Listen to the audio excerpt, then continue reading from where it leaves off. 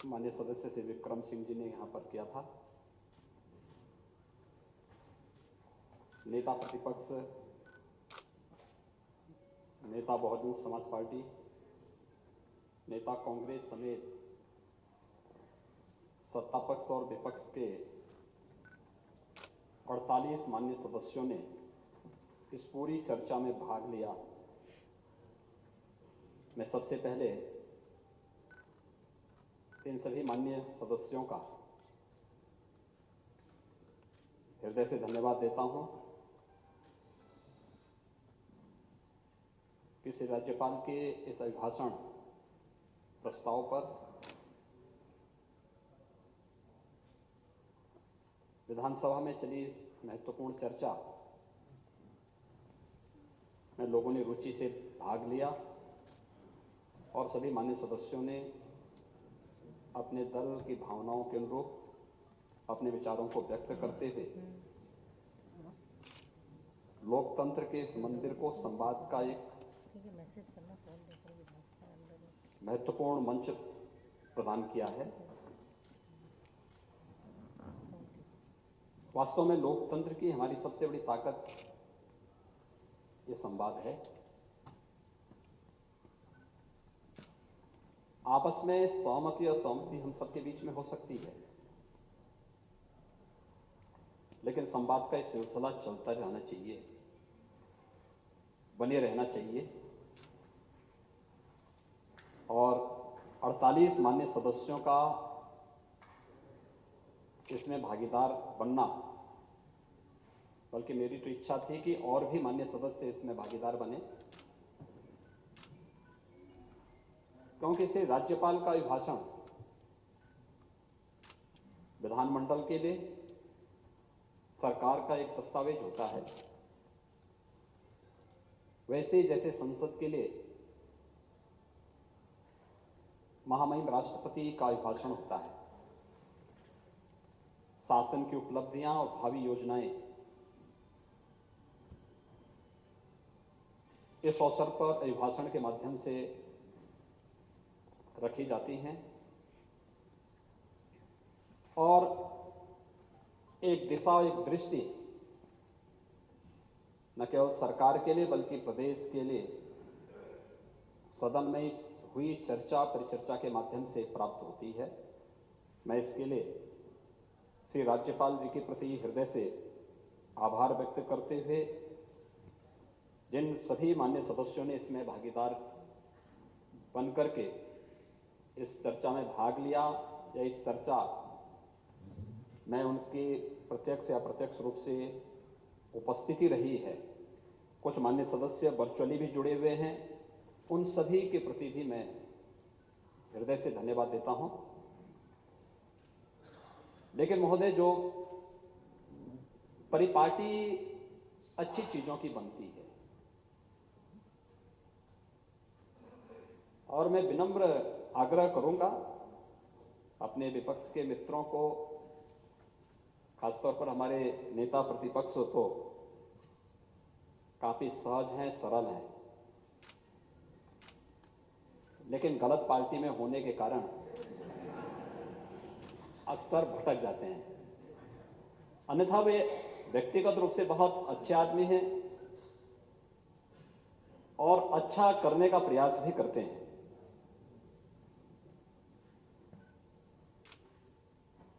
राज्यपाल जी अभिभाषण करने के लिए आए थे। राज्यपाल या राष्ट्रपति देश का संवैधानिक प्रमुख होता है।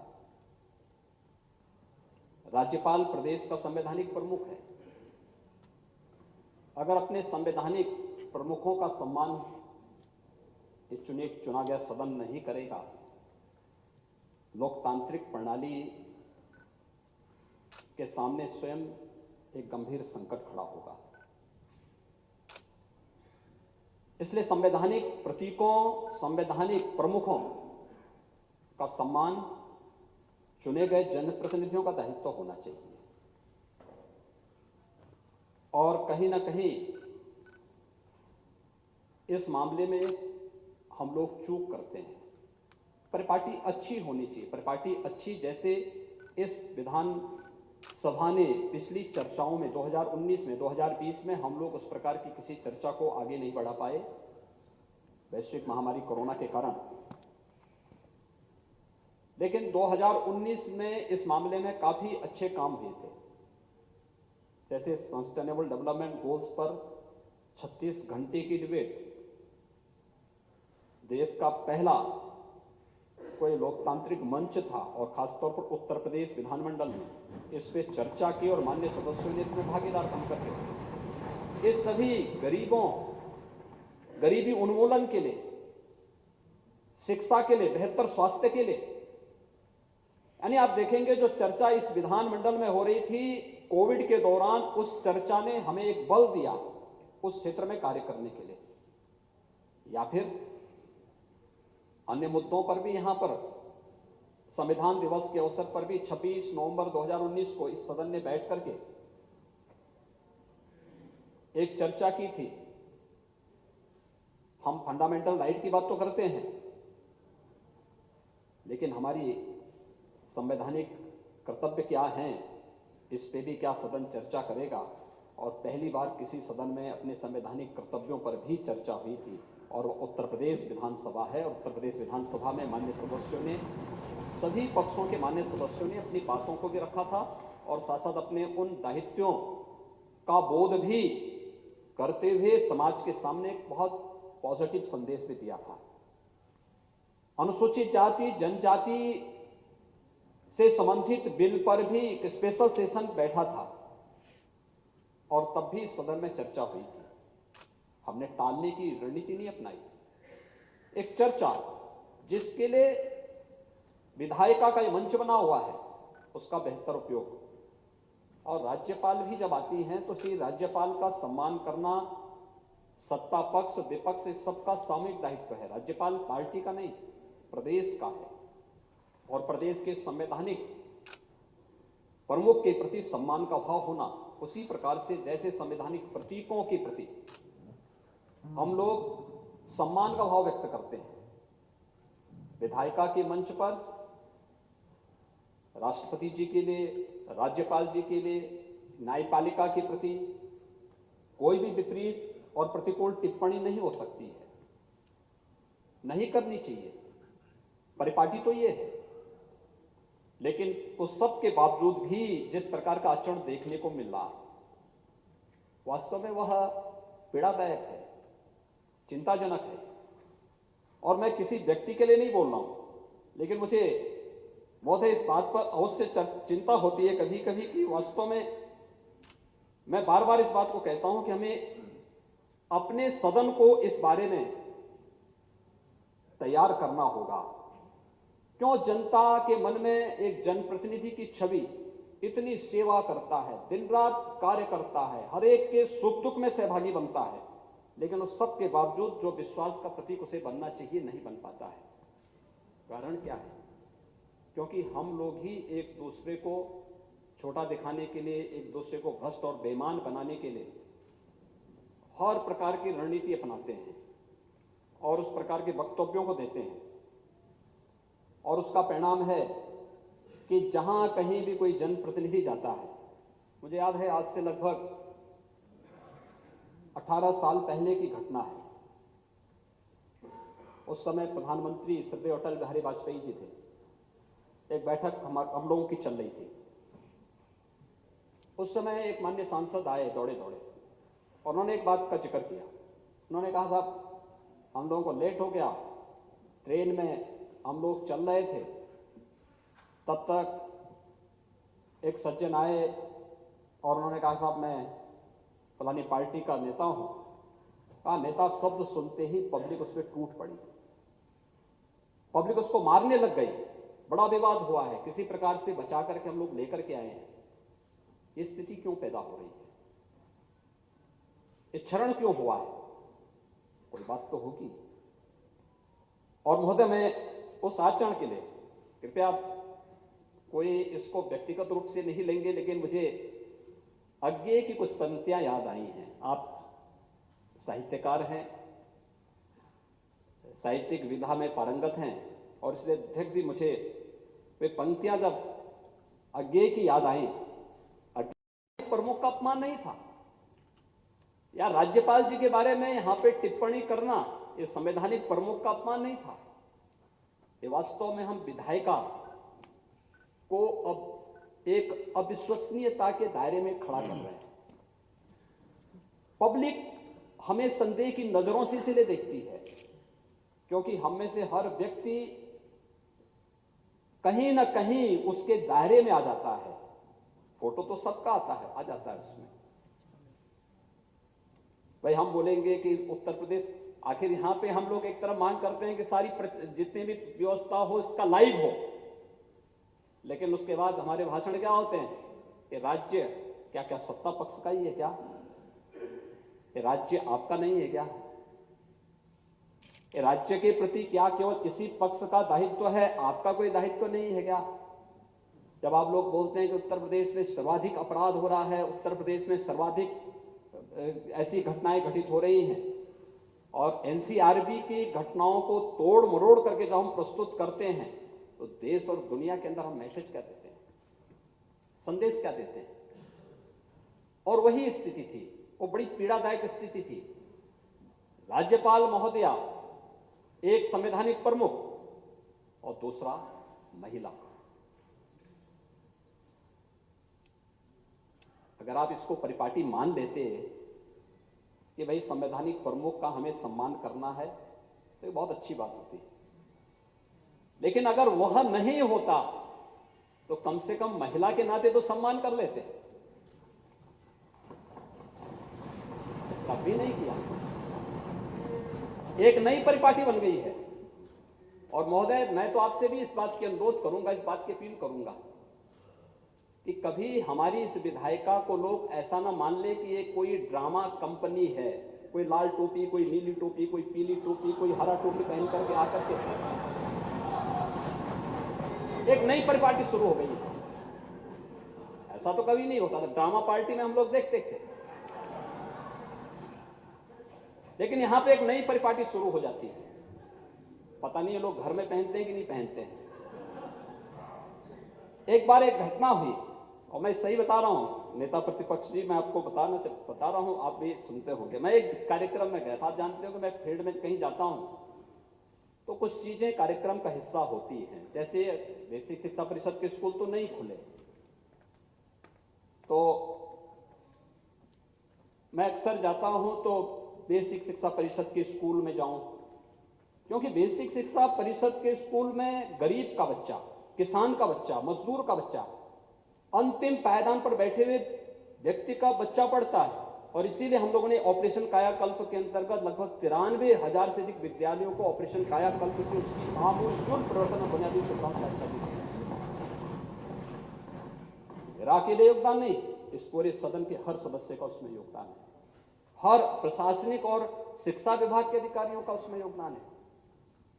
कुछ लोगों ने विद्यालय अडॉप्ट किए, कुछ लोगों ने अन्य तरीके से वहां पर उसमें योगदान किया, और उसके बाद ये सब परिवर्तन हुआ, बच्चों की संख्या बढ़ी। मैं जाता हूं, अक्सर जाता हूं, उसी में आंगनबाड़ी में भी जाते हैं, उसी में कुछ लोग अन्नप्राशन का भी कार्यक्रम रख लेते हैं। तो मैं एक कार्यक्रम में गया था, तो अन्नप्राशन के लिए छोटा सा 6 महीने का बच्चा था, उसको अन्नप्राशन के लिए मैंने उठाया। तब तक जिस महिला का वो बच्चा था उसके साथ एक लगभग 2.5-3 साल का एक बच्चा और था। अच्छा, मैं इधर उसको अन्नप्राशन करा रहा था, तब तक वहां पे एक पार्टी के कुछ लोग विरोध करने के लिए आ गए।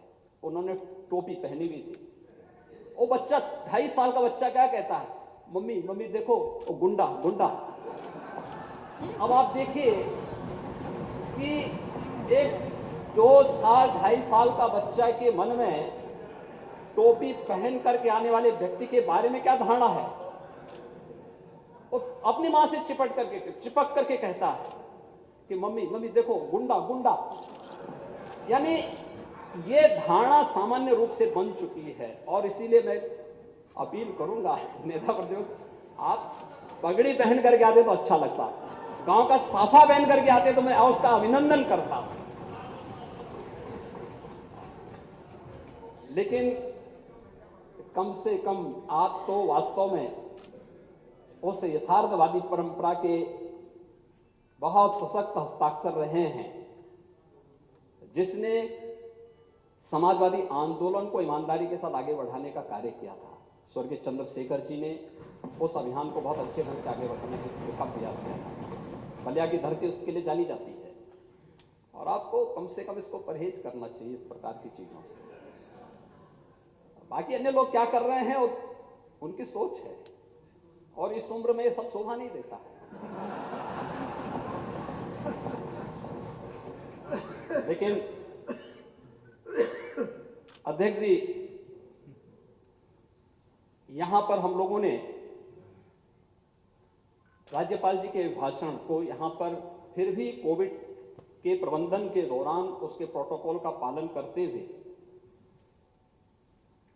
48 सदस्यों ने इसमें भागीदार बनकर के इस चर्चा को आगे बढ़ाया है और माननीय राज्यपाल जी के प्रति धन्यवाद कि इस प्रस्ताव का समर्थन किया है या अपने तरीके से इस चर्चा में भागीदारी की है। मैं इसके लिए सभी माननीय सदस्यों को हृदय से धन्यवाद देता हूं और सबका आभार भी व्यक्त करता हूं। कई मुद्दे आए हैं, नेता प्रतिपक्ष तक बोलते हैं तो फिर उनकी अपनी एक वो होती है। बलिया यहां से सीधे नहीं जाना चाहते हो, और बलिया का रास्ता भी अपनाते हैं कि यहां से आगरा, आगरा से फिर जयपुर, जयपुर से घूम करके आएंगे दिल्ली, दिल्ली से फिर वो वाराणसी, वाराणसी से फिर हैं और फिर बिहार, पटना, पटना होकर के फिर आते हैं। उनका सीधा रास्ता नहीं, सीधा रास्ता तो यहां से वो गोरखपुर होते हुए जा सकते थे, यहां से मऊ होते हुए भी जा सकते हैं, लेकिन नहीं जाएंगे। पता नहीं बीच में अयोध्या जाने में डर लगता होगा।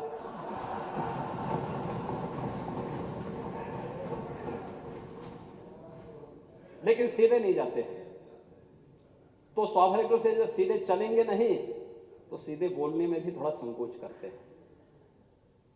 और उस प्रकार की चीज मैं देख करके बहुत चीजों को, मैं कल यहां पे जब नेता प्रतिपक्ष बोल रहे थे, बहुत सारी चीजें उन्होंने सही बोली। जैसे अस्वस्थ हुए, भाई हमारा दायित्व तो बनता था, भाई एक तो बुजुर्ग हैं, दूसरा नेता प्रतिपक्ष हैं, वो हमारी विरासत का पार्ट है, तो इसलिए उनको हमें सम्मान देना था। तो हम लोगों को चिंता हुई, मैंने स्वयं भी फोन किया था, मैंने खन्ना जी से भी कहा, खन्ना जी ने कहा कि नहीं मैंने बातचीत कर ली है। मैंने कहा भी देखो हालचाल लेते रहिए, और जो भी माननीय सदस्य या कोई भी व्यक्ति बीमार होता है, बीमारी है, कोई जबरदस्ती बीमारी को पकड़ के लेके आया नहीं, लेकिन हम हालचाल जरूर लेते रहें, पूछें, कहीं कोई ऐसी बात न होने पाए, क्योंकि बहुत बार होता है कि वीवीआईपी होना भी अपने आप में एक हो जाता है। लोग ट्रीटमेंट करने में संकोच करते हैं, डरते हैं। तो हमने कहा बराबर एक संवाद होना चाहिए, एक तय करो कि भाई क्या उन्होंने उसके लिए ट्रीटमेंट का भी प्रोटोकॉल अपनाया है, सब चीजों को देख करके। उन्होंने इस चीज को यहाँ पे व्यक्त भी किया कि हाँ उनका उपचार हुआ, उसके बाद, क्योंकि हमारे लिए चिंता का विषय था, सामान्यतः कोविड का पेशेंट 12 दिन 14 दिन के अंदर वापस आ जा रहा था, और उनको उम्र के नाते 42 दिन लगे। और इसलिए जब बोलते हैं तो मैंने उनसे पहले दिन ही कहा था दलीय नेताओं की बैठक में, मैंने कहा अगर आप कम बोलेंगे तो अच्छा रहेगा, लेकिन वो उसको गलत अर्थों में न ले लें, लेकिन मैंने फिर भी उनके ऊपर सौंपा था कि नहीं, जो आपकी मर्जी, जिस तरीके से आप करना चाहेंगे, क्योंकि हम बोलते हैं तो उससे ऊर्जा तो निकलती ही है, व्यक्ति की ऊर्जा एग्जॉस्ट होती है।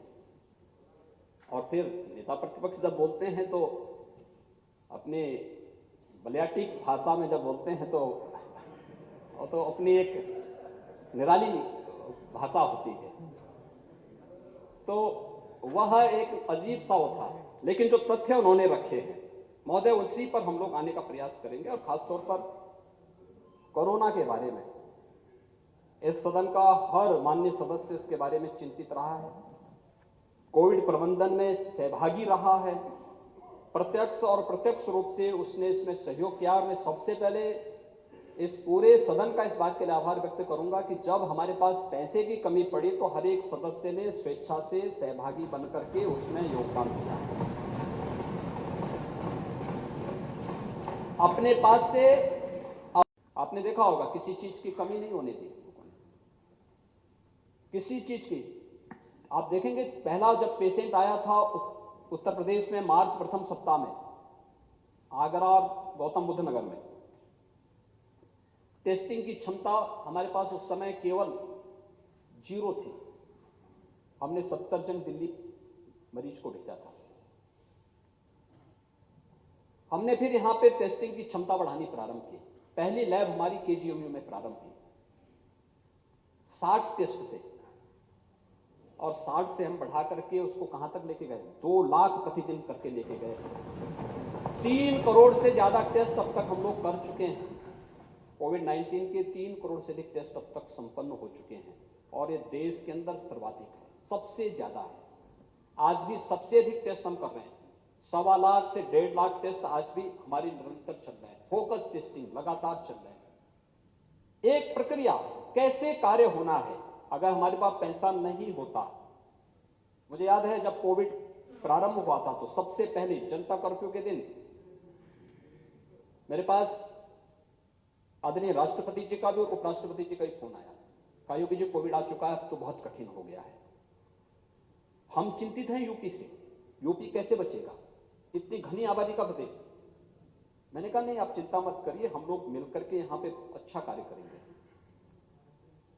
हम लोगों ने उस दौरान ही पहले ही अपनी मंत्री परिषद की एक कमेटी बना दी, मंत्रियों का एक समूह बना दिया, अलग अलग समूह को अलग अलग काम सौंपे गए, वे वहां से अपने सुझाव देते थे।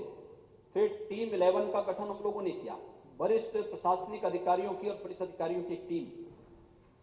प्रतिदिन नियमित रूप से हम इसकी बैठक करते थे, और नियमित रूप से बैठक करते हुए ये बैठक का सिलसिला आज भी हमारा निरंतर चल रहा है। आप देख रहे होंगे उत्तर प्रदेश में अब हम लोग इस समय केवल एक्टिव केस केवल 2000 तक बचे हैं। हॉस्पिटल में संख्या ये 500 से भी कम है, मेडिकल कॉलेजेस में उससे भी कम संख्या है।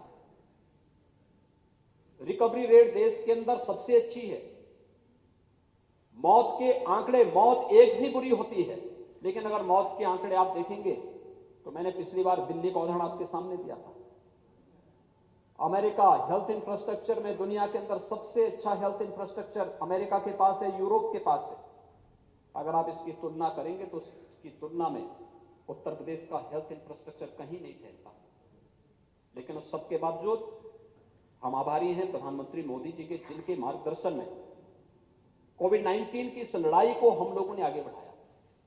हमने भारत सरकार से जो मांग की, भारत सरकार हमें देती रही, एक एक उसमें सहयोग करती रही, और अलग अलग विभाग, अलग अलग मंत्रालय, अलग अलग मंत्री अपने स्तर पर उस कार्यक्रम को आगे बढ़ाते थे।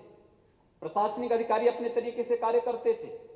सबकी समीक्षा, ये सच था कि मैं स्वयं करता था, लेकिन हर एक पूरी जवाबदेही के साथ काम करता था। कोविड-19 के दौरान भी हमारी बैठकों का सिलसिला नहीं समाप्त हुआ, विजिट का वो सिलसिला समाप्त नहीं हुआ, निरंतर कार्य करते रहे, निरंतर चलते रहे, और उसका परिणाम था कि WHO, दुनिया की सबसे बड़ी स्वास्थ्य संस्था, विश्व स्वास्थ्य संगठन को भी उत्तर प्रदेश के कोरोना प्रबंधन की सराहना करनी पड़ी। कोरोना प्रबंधन के लिए उत्तर प्रदेश की सराहना उत्तर प्रदेश के 24 करोड़ लोगों का सम्मान है, उनके दिए गए योगदान का सम्मान है, उन सभी दानदाताओं का जिन्होंने कोविड प्रबंधन में अपना योगदान किया। सदन के माननीय सदस्यों ने किया, तमाम व्यापारिक संगठनों ने, औद्योगिक संगठनों ने भी किया, सामान्य नागरिकों ने भी किया। कोविड के दौरान एक लखनऊ की एक ऐसी वृद्ध महिला मेरे पास आई थी, उन्होंने कहा कि मैं कोविड को दान देने के लिए आना चाहती हूं। उम्र ज्यादा थी, हाई रिस्क कैटेगरी में होने के नाते मैंने उनको 2-3 बार मना किया। मैंने कहा नहीं आप मत आइए, और जब आप स्वस्थ हो जाएंगे तब आप दान दे देना। कहा नहीं मुझे तो देना है। मैंने एक दिन एक स्पेशल व्यवस्था उनके लिए की, वो आई मिलने के लिए। अब आश्चर्य करेंगे, उन्होंने कहा कि देखिए मेरे पास एक मकान है और मेरे जीवन भर की ये पूंजी है, पूरी जीवन भर की पूंजी को और मकान को, उसने कहा साहब मैं एक कोरोना के उपचार के लिए दान देना चाहती हूं। तो मैंने कहा माता जी आप पैसा तो दे दीजिए, लेकिन मकान अपने पास रखिए, मकान लेके सरकार क्या करेगी। उसने कहा नहीं, मैंने कहा नहीं, आप उस मकान पे आप ही रहिए, मकान आप ही के नाम पे रहेगा। पूरी पूंजी उन्होंने अपने इस प्रबंधन के लिए दी। ऐसे अनगिनत लोग थे जिन्होंने हमें दिया, जिसका परिणाम था हमने 0 से लेके 2 लाख तक टेस्टिंग क्षमता को बढ़ाया। उत्तर प्रदेश जैसे राज्य में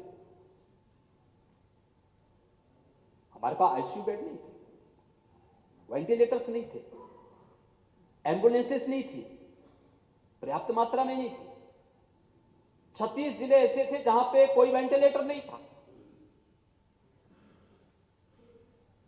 हमारे पास कोविड के उपचार के लिए आइसोलेशन बेड्स की कमी थी। हम उसको बढ़ाते बढ़ाते 1.5 लाख तक लेके गए। 1.5 लाख बेड कोविड हॉस्पिटल में, हर जिले में वेंटिलेटर्स उपलब्ध कराए गए, एचएफएनसी उपलब्ध कराई गई। यहां पे हम चर्चा कर रहे थे कि पीपी किट का घोटाला हुआ, पल्स ऑक्सीमीटर और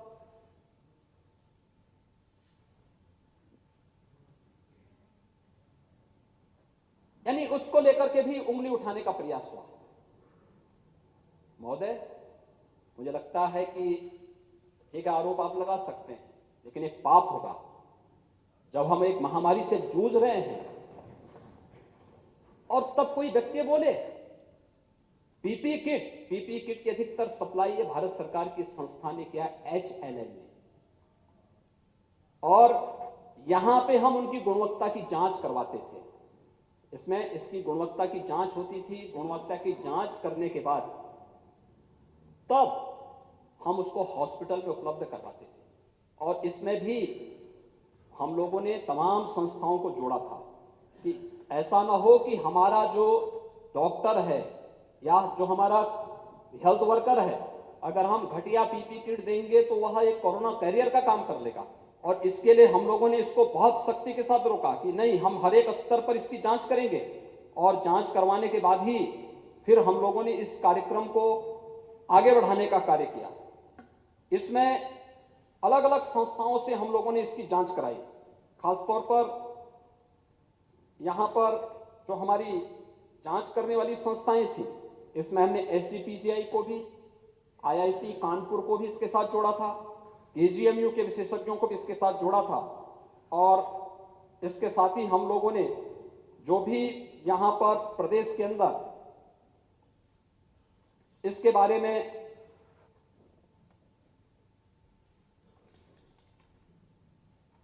अन्य जो कार्य होने थे, उन सभी कार्यक्रमों को भी आगे बढ़ाने के लिए हम लोगों ने प्रदेश के अंदर एक एक पीपी किट की जांच, पल्स ऑक्सीमीटर या फिर अन्य जिस भी प्रकार के थर्मामीटर का उपयोग होना था, इन सभी चीजों की हर एक स्तर पर जांच होती थी। लेकिन हमें एक चीज और देखना पड़ेगा। यहां पे दिल्ली में शासन करने वाले राजनीतिक दल के भी एक व्यक्ति ने आकर के यहां पर यह आरोप लगाया था कि पल्स ऑक्सीमीटर में किसी एक जनपद में घोटाला हुआ है। हम लोगों ने जांच कराई। महोदय, पल्स ऑक्सीमीटर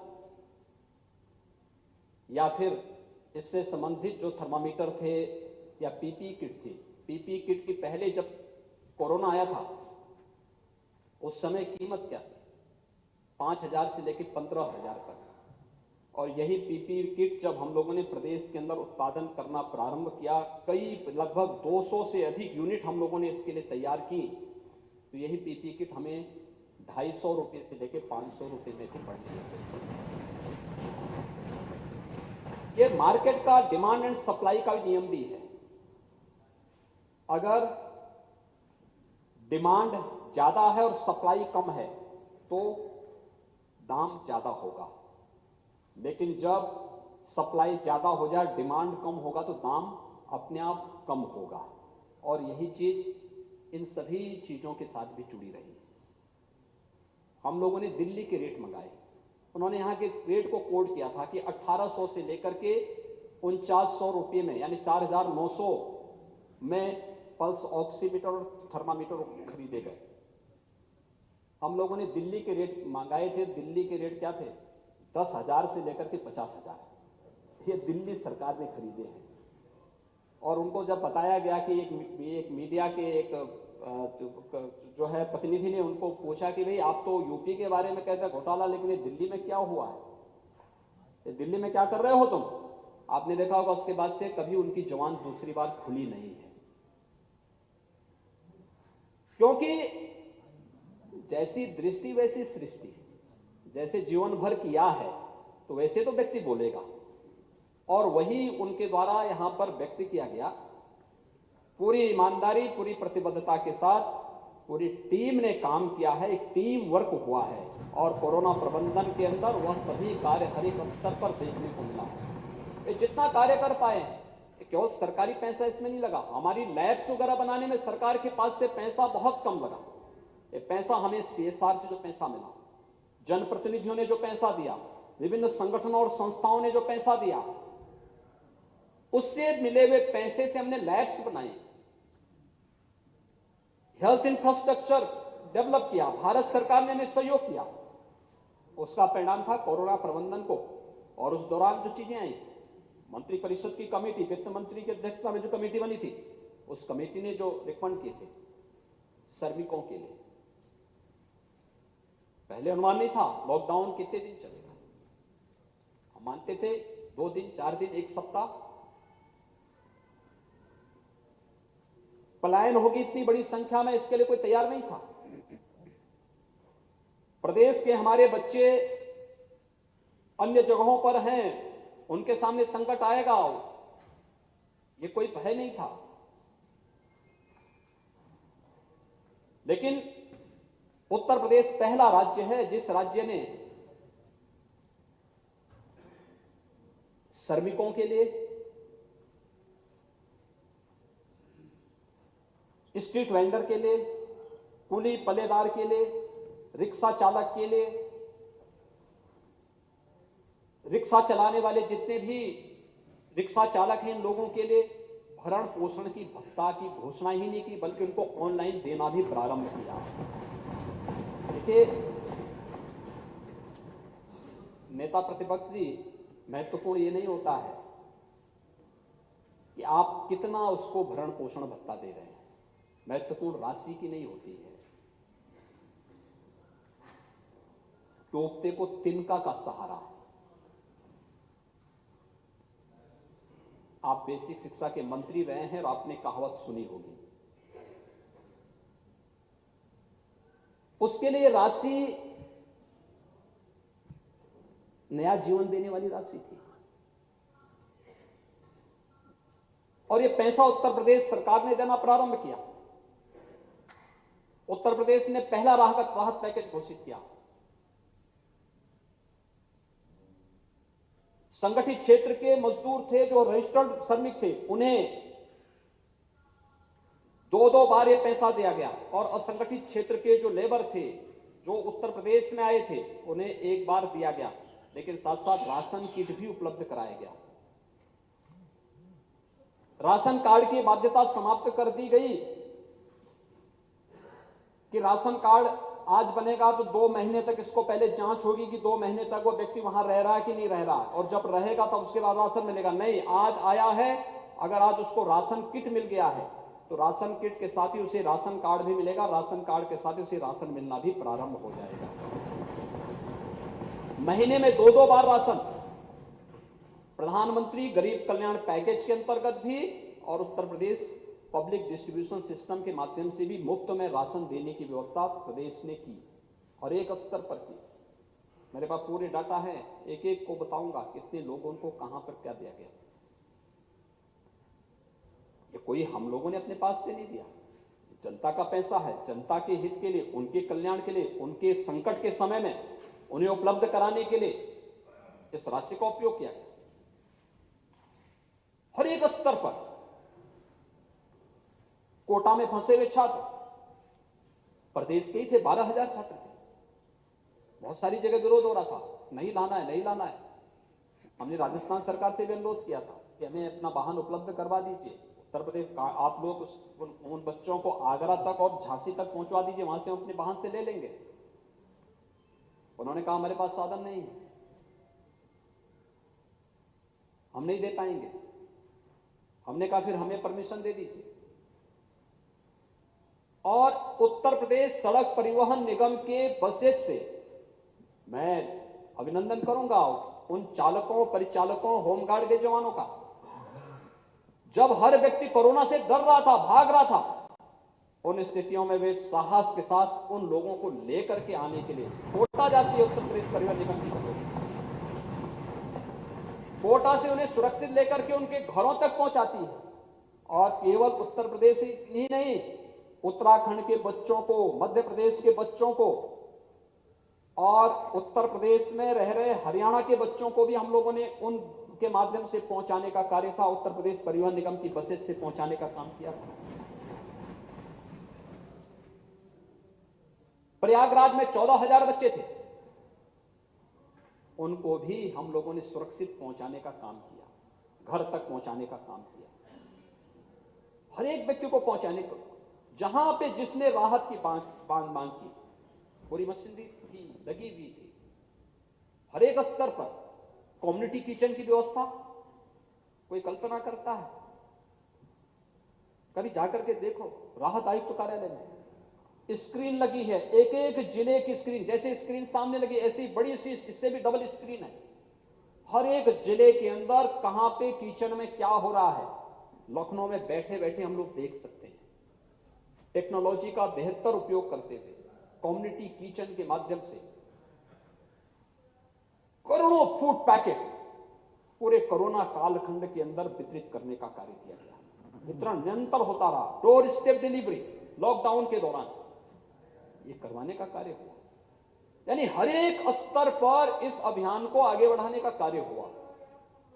हर एक स्तर पर स्वच्छता कर्मी अपना काम करते थे, सफाई कर्मी अपना काम करते थे, स्वास्थ्य कर्मी अपना कार्य करते थे।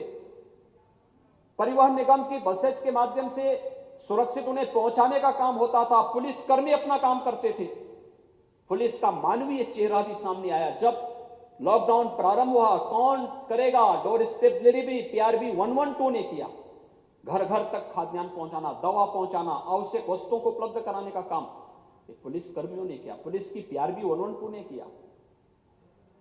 ये सभी कार्य हुए और पूरी प्रतिबद्धता के साथ हुए। निरंतर मैं स्वयं इसकी समीक्षा करता था, सुबह शाम समीक्षा करता था।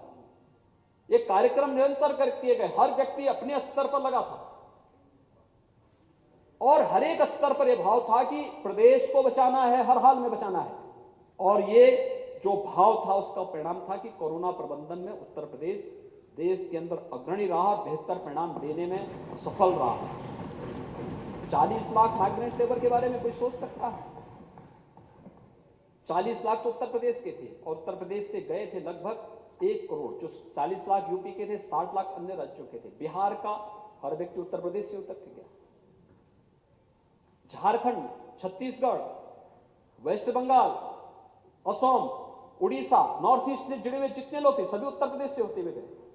और कहीं और जगह उसको भोजन मिला हो ना मिला हो, मैं नहीं कह सकता। ये तो वे लोग स्वयं व्यक्त करते हैं। उन राज्यों में जब कभी उनसे पूछो तो वो स्वयं इस बात को कहता है कि साहब हमें भोजन कहीं मिला तो उत्तर प्रदेश में मिला है। और उत्तर प्रदेश में केवल हमने सरकारी उससे दिया हो ऐसा नहीं है। आप में से ज्यादातर जनप्रतिनिधि ने अलग अलग जगह लंगर लगाए थे। कहीं पे शासन की कम्युनिटी किचन था, कहीं पे स्वयंसेवी संगठनों ने लगाया था, कहीं पर अलग अलग राजनीतिक दलों ने अपने तरीके से कार्यक्रम बनाए थे। और जो भी आता था भोजन, पेयजल, फिर उसके लिए पैर में चप्पल नहीं तो चप्पल, और जो भी उसको आवश्यक सुविधाएं उपलब्ध करानी थी उसको उपलब्ध उत्तर प्रदेश में होता था। अन्य जगह यानी लॉकडाउन प्रारंभ होते दिल्ली के अंदर क्या हो गया था हर व्यक्ति जानता है। यूपी बिहार के बिजली पानी के कनेक्शन काट दिए गए थे। जबरदस्ती उन्हें बाहर करने का प्रयास हो रहा था। लेकिन हम लोगों ने कभी नहीं कहा कि हम नहीं आने दें। मैंने कहा ये तो हमारी ऊर्जा है भाई, ये हमारे लोग हैं और हम इन्हें सुरक्षा देंगे, हमें जो भी करना होगा।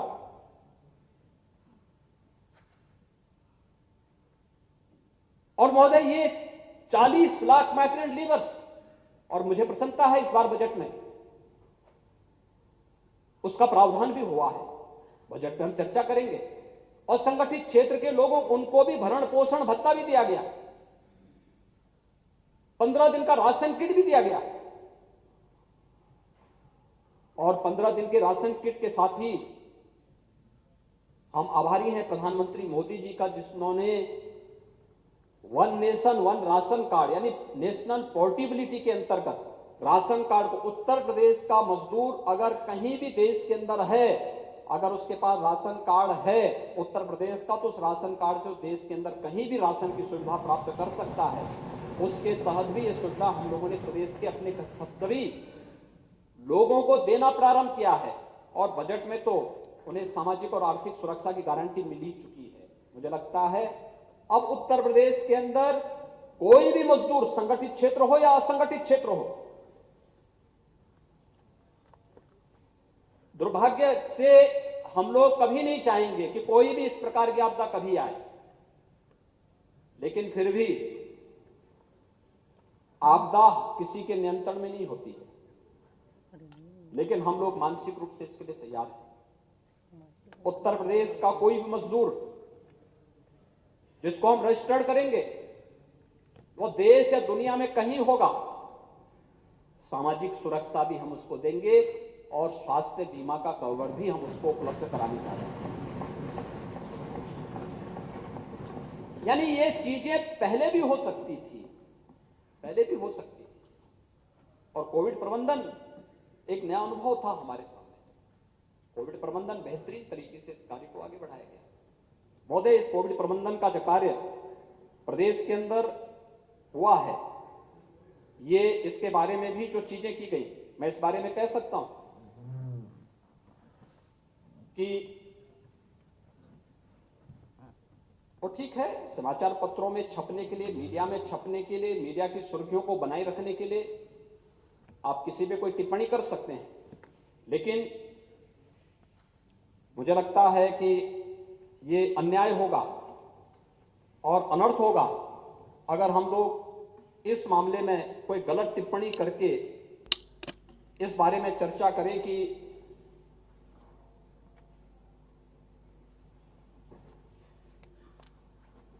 पल्स ऑक्सीमीटर या किसी पीपीई किट को लेकर के या किसी अन्य लॉजिस्टिक को लेकर के किसी भी प्रकार की कोई अन्य बातें आती हैं, मुझे लगता है कि ये चीजें क्योंकि चाहे वह पीपीई किट हो, ग्लव्स हो, मास्क हो, सैनिटाइजर हो, सैनिटाइजर में तो गन्ना विभाग ने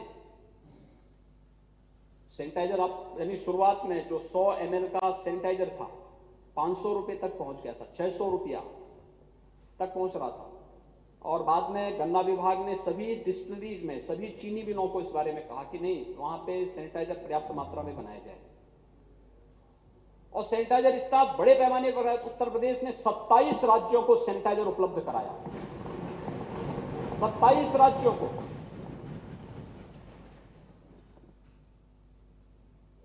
पीपीई किट की जो बात, जहां तक बात है महोदय, इसमें हम लोगों ने जो भारत सरकार के द्वारा अधिकृत जो प्रयोगशालाएं हैं, small arms factory Kanpur, ordnance factory Kanpur, Muradnagar, NITRA Ghaziabad एवं सेट्रा कोयम्बटूर से इसकी निरंतर जांच कराई गई, और जांच कराने के बाद ही उस पीपीई किट को या ग्लव्स को, मास्क को, उसी को हम लोगों ने फिर उपयोग के लिए स्वास्थ्य कर्मियों को उपलब्ध करवाया। और इसमें ज्यादातर जो पीपीई किट थी, ये पहले चरण में तो ये HLL के द्वारा ही उपलब्ध करवाई गई, भारत सरकार के द्वारा ही मुफ्त कराई जाती रही। बाद में मेडिकल कॉर्पोरेशन के द्वारा भी ये टेंडरिंग के माध्यम से ये सारी चीजें खरीदी गई। इसमें कहीं भी किसी भी प्रकार की कोई गुंजाइश न भ्रष्टाचार की थी, न किसी प्रकार की गुंजाइश है। हम लोगों ने ग्रामीण क्षेत्र में भी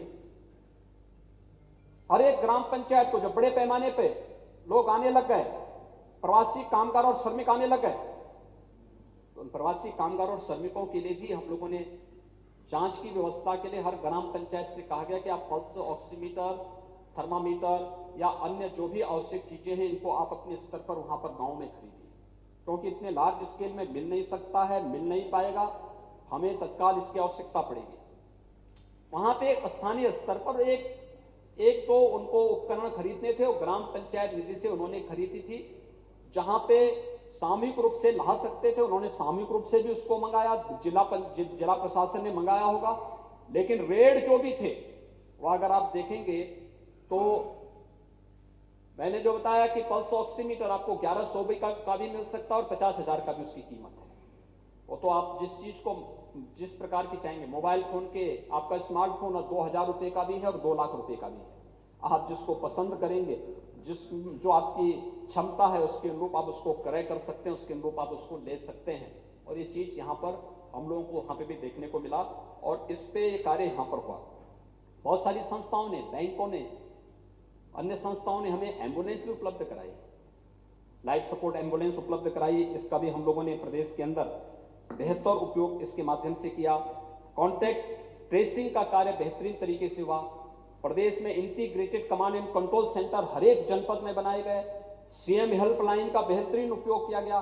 जो भी पेशेंट हॉस्पिटल में भर्ती होता था या होम आइसोलेशन में था, सीएम हेल्पलाइन से उसके पास पहुंच जरूर गई होगी, क्योंकि उसकी मैं स्वयं भी समीक्षा करता था कि सीएम हेल्पलाइन के कितने लोगों को फोन किया गया, मेडिकल कॉलेजेस में कितने लोग थे। चिकित्सा शिक्षा मंत्री खन्ना जी स्वयं इसकी चर्चा उसकी समीक्षा करते थे। स्वास्थ्य केंद्रों में कितने हैं, स्वास्थ्य मंत्री, स्वास्थ्य राज्य मंत्री उसकी स्वयं समीक्षा करते थे। ये सारी चीजें, और फिर अगले दिन मैं स्वयं हर दिन इसकी स्वयं की समीक्षा करता था। इसलिए बहुत है, एक महामारी के खिलाफ प्रदेश के द्वारा चलाए गया इस बृहद अभियान को आदरणीय प्रधानमंत्री जी के मार्गदर्शन में हम लोगों ने सफलतापूर्वक उसका मुकाबला किया। मैं आभारी हूं आदरणीय प्रधानमंत्री जी का कोविड प्रबंधन में मार्गदर्शन करने के लिए और 2 स्वदेशी वैक्सीन को भारत को उपलब्ध करवाने के लिए। दुनिया के तमाम बड़े बड़े देश हैं, एक वैक्सीन बामुश्किल बना पाए, भारत 2 स्वदेशी वैक्सीन दिया है। और 2 स्वदेशी वैक्सीन ही नहीं दिया, 2 नए और आने वाले हैं। उत्तर प्रदेश में अब तक लगभग मेरा अनुमान है 15 लाख के आसपास लोगों को ये वैक्सीन लग चुके हैं। फेज वाइज सबको वैक्सीन देने की प्रक्रिया चल रही है अनुशासित ढंग से। कहीं कोई दिक्कत नहीं, कहीं कोई समस्या नहीं, किसी प्रकार की कोई समस्या किसी के सामने नहीं। और ये वैक्सीन भारत सरकार निःशुल्क उपलब्ध करा रही है और भारत के लिए ही नहीं, दुनिया के अपने मित्र देशों को भी वैक्सीन देने का काम भारत कर रहा है। यह है नया भारत। कुछ लोगों को भारत की प्रगति बहुत अच्छी नहीं लगती। मैं एक राष्ट्रीय पार्टी के एक नेता का एक वक्तव्य सुन रहा था। उत्तर प्रदेश ने उनको कई बार सांसद बनाया। हाँ, जो जाकर के उत्तर प्रदेश के लोगों की खिल्ली उड़ा रहे हैं केरल में जाकर के, बांटने का कार्य कर रहे हैं। और किससे? अमेरिकन छात्रों से बातचीत करते हैं। वो इससे पहले भी कर चुके हैं। या तो आदत ही ऐसी है या फिर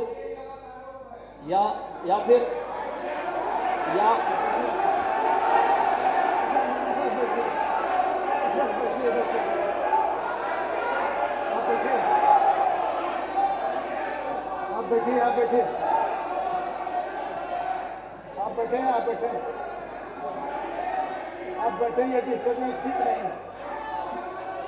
आप बैठे, कृपया बैठे। जब सभी पार्टियों के नेता बोले मान्यवर, तो इधर आराम से जितना चाहा दूसरे बोला और सबने आराम से सुना मान्यवर। ये डिस्टर्बेंस किसी को नहीं, बिल्कुल नहीं मान्यवर, ये तरीका ठीक नहीं है।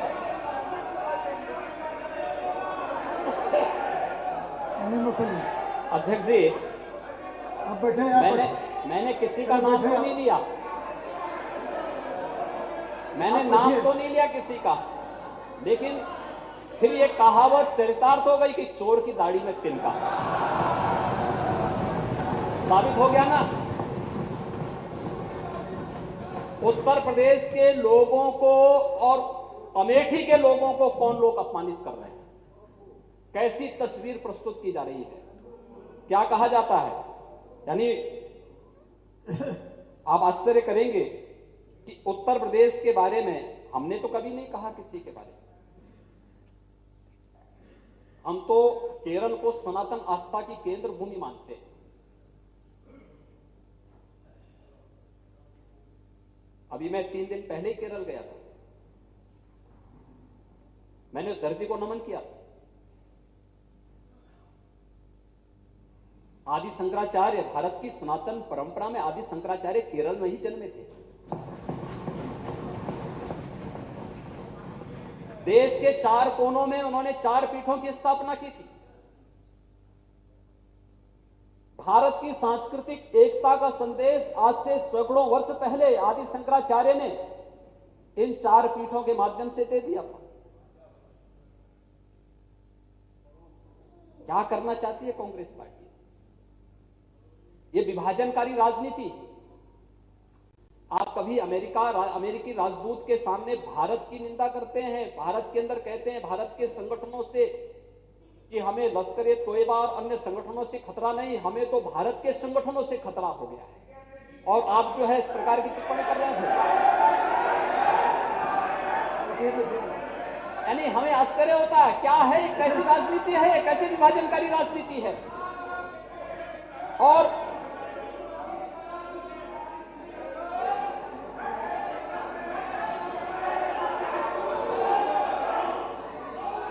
ये कैसा राजनीतिक संस्कार है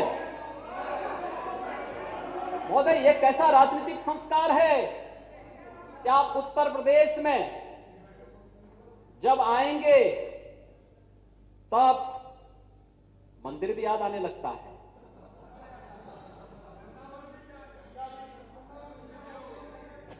तब कहेंगे कि वृंदावन को बचाओ।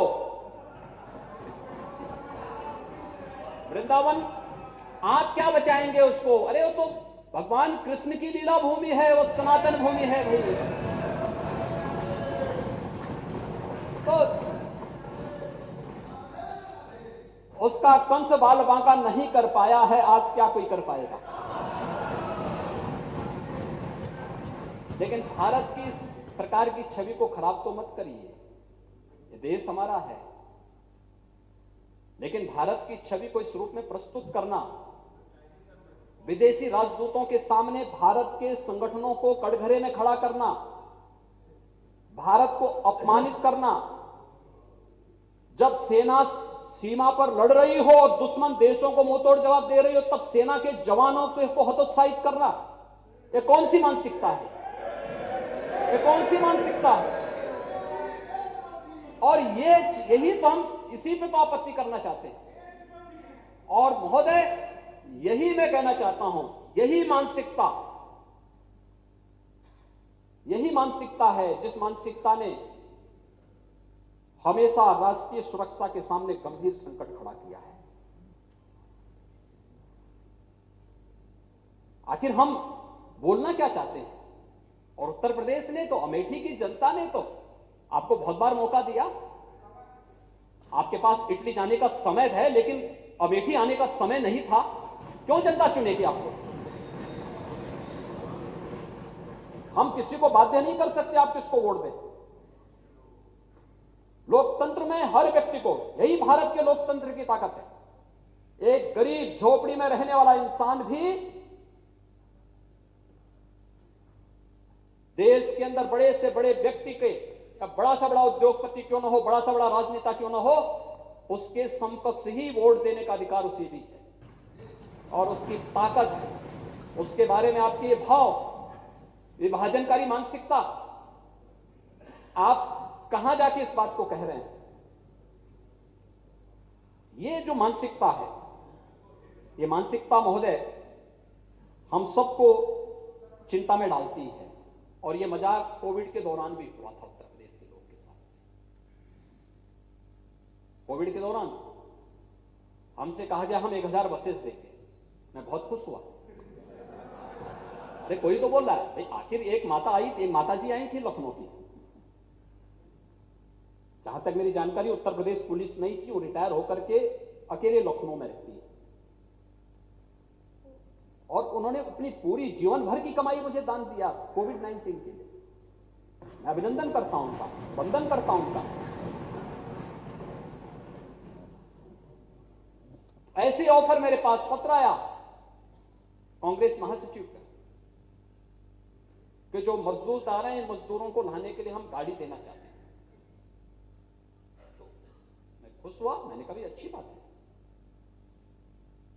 लेकिन एक वाहन मैंने तो इस बात के लिए जांच करने के लिए लगाया कि वाहन, अब कोई कहेगा कि अब राजस्थान से, जो दिल्ली से या राजस्थान से आप बस देंगे, तो मैंने कहा वहां नजदीक लगाएंगे, उनको मैं बिहार बॉर्डर पे लगा के क्या करूंगा। तो मैंने इसलिए जांच करवाने के लिए दिया। मैंने कहा ये देखो वाहन कहां के हैं, वहां नजदीक के सेंटर में उनकी जांच करा दी जाए, लगा दी जाए। जब जांच किया तो बस जिसमें लिखा था बस, मैंने जांच कराया तो पता लगा वो स्कूटर है।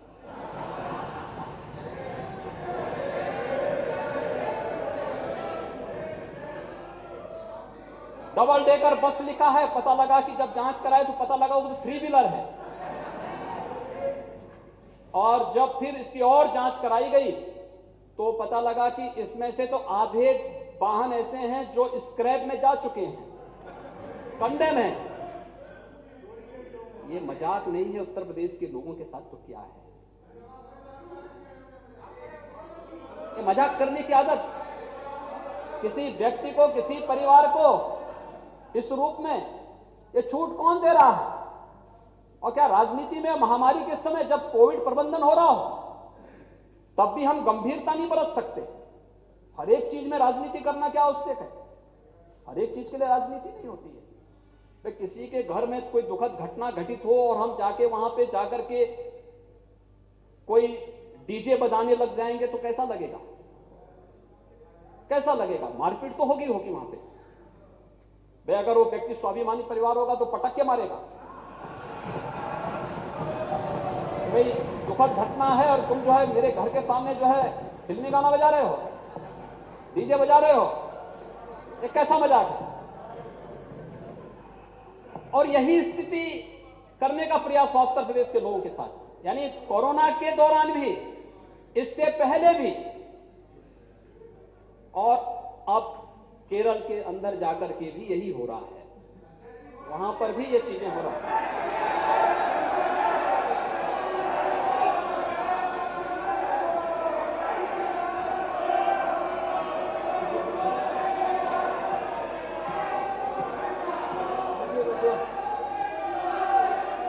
बैठिए बैठिए बैठिए बैठिए महोदय, बैठिए। आपका कोई भी कथन कार्रवाई का भाग नहीं। अगर सचमुच कांग्रेस सरकार हमें बस देना चाहती थी राजस्थान की, तो कोटा में फंसे हुए 12,000 बच्चों के लिए उन्होंने बस क्यों नहीं उपलब्ध कराई? क्यों नहीं उपलब्ध कराई? उस समय असमर्थता क्यों व्यक्त कर दी गई? और ये तो प्रमाणित तथ्य हैं कि जो बस के नंबर दिए गए थे वो स्कूटर के नंबर थे, 3 व्हीलर के नंबर थे। और महोदय, इस प्रकार का भद्दा मजाक आपकी कोई कभी भी नहीं होना चाहिए और ये महामारी के खिलाफ में रोड़े अटकाने जैसा था।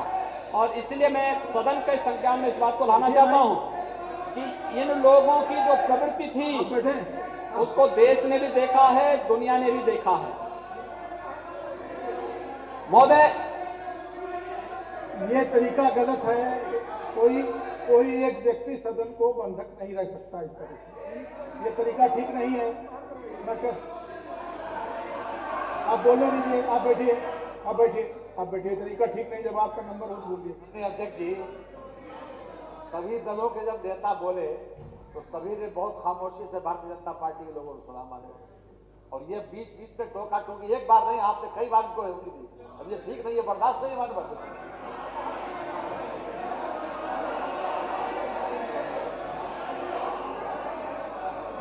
जो चाहा जिसने बोला।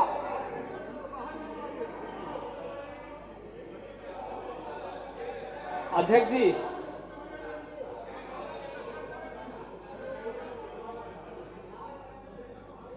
कोविड के दौरान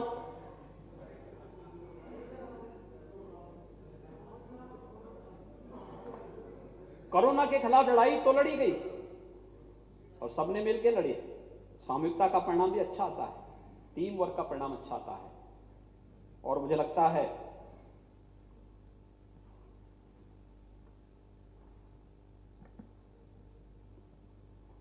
बहुत सुखद अनुभूति सभी लोगों को हुई थी,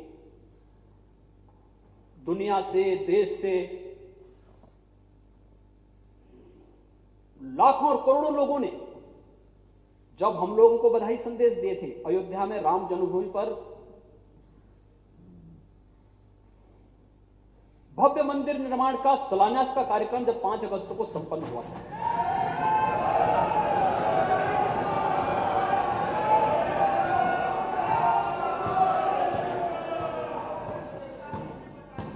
हम लोगों ने कोरोना के दौरान ये सब कार्य किए थे। कोरोना का प्रबंधन भी था, लेकिन साथ साथ हम भगवान राम की उस उक्ति को भी चरितार्थ कर रहे थे जिन्होंने संत तुलसीदास जी ने रामचरितमानस के माध्यम से कहा, और जिसको हम बार बार कहते थे। उस समय लोग विश्वास नहीं करते थे कि अवधपुरी सम प्रिय नहीं सो, यह प्रसंग जाने ओ।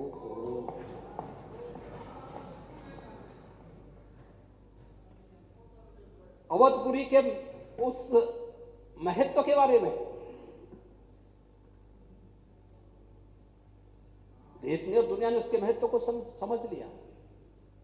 हम आभारी हैं उच्चतम न्यायालय के, और अगर राज्यपाल जी के भाषण में इसका जिक्र हुआ है तो इसमें कौन सी बुरी बात है। ये तो राष्ट्रीय गौरव का विषय है हमारे लिए।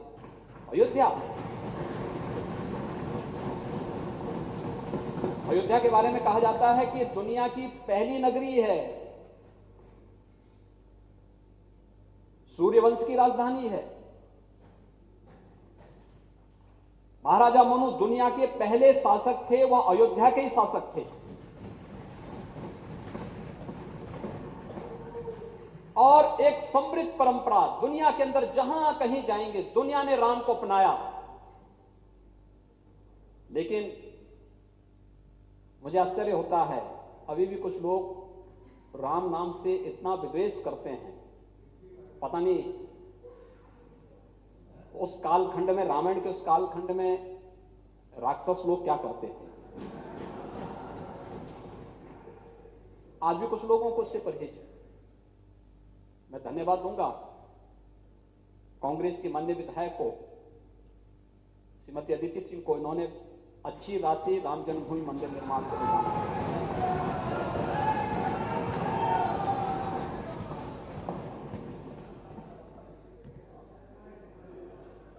और भी माननीय सदस्य हैं, सत्ता पक्ष के लोग थे। आप बैठे आप बैठे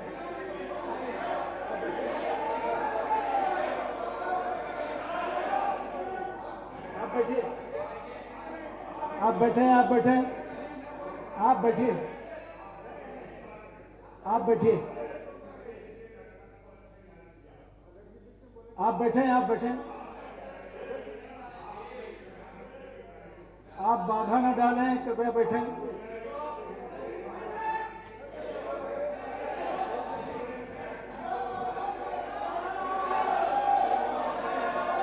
बाधा न डालें, बाधा। आप बैठिए आप बैठिए आप कृपया बैठिए आप बैठिए आप बैठिए आप इस तरह नहीं बोल सकते। आप बैठे आराम से आप बैठिए, धैर्य से बोलिए, धैर्य से बोलिए। बहुत उतावलेपन में बोलने की आवश्यकता नहीं, आराम से बोलिए। आराम से आप बैठिए। आखिर अयोध्या में मंदिर बनने में काहे परहेज है भाई? अरे तो आप बीच में कैसे कह रहे हैं? आप बाधा न डालिए। आप बैठिए बैठिए बैठिए बैठिए। शांत रहिए शांत रहिए। देखिए, जब यहाँ पर सभी दलों के नेताओं ने अपना विषय रखा था, माननीय नेता प्रतिपक्ष ने, वर्मा जी ने, सभी दलों के नेता, तब भारतीय जनता पार्टी के किसी विधायक ने या अन्य दल के किसी विधायक ने टोका टोकी नहीं की। आप पूरी बात तो सुन लीजिए। आप इंटरप्ट कर रहे हैं। जब नहीं बोलेंगे आप सीख लेंगे।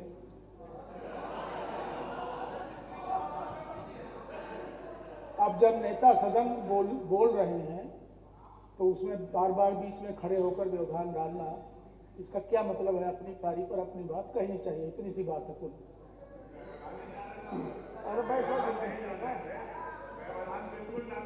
माननीय अध्यक्ष जी, आपकी आज्ञा सिरोधार्य है। नेता सदन के भाषण में किसी को टोका टिप्पणी नहीं करनी चाहिए, लेकिन ये जो आपने बात कही कि नेता विपक्षी दल लोग बोल रहे थे जो टोका टिप्पणी, बराबर टोका टिप्पणी होती है, हो जाएगा। हमको 10 मिनट चुप रह के खड़ा होना पड़ा यहाँ। जो टोका टिप्पणी होने लगी तो मैं 10 मिनट चुप हो गया। नहीं, आप वाले में तो बिल्कुल नहीं हुई। हाँ, हमारे वाले में, वर्मा जी वाले में भी, आराधना मिश्रा जी वाले में भी। अच्छा, तो अब होने दीजिए, वाले में भी थी। अब होने दीजिए। हाँ, अब होने दे रहा हूँ। तो ये परंपरा सबके लिए होनी चाहिए।